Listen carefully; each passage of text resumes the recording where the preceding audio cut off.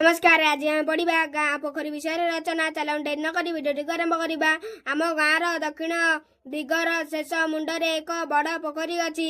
यहाकू हनुमंत पोखरी बोली लोके कहती। यार चारि दिगरे बड़ हुड़ा अच्छी। पोखरीटे खूब गभीर अटे। वर्षा ऋतुरे पोखरीटे जलरे पूरी जाए। ग्रीष्म दिन सुखे नहीं। पोखरी जलरे पद्म फूल फुटी शोभा पाए। आम गाँर लोक माने एही पोखरी रे गाधांती। यार जल निर्मल। एथिरे गाई गोरु महिष को गाधांती नहीं। लोक माने पोखरी जल को मैला करती नहीं। रोगी लोकंकर लुगा पटा एही पोखरी रे धुअंती नहीं।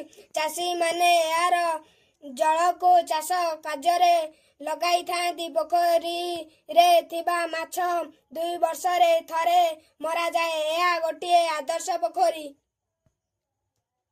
शेष पर्यंत देखिथिबारु धन्यवाद।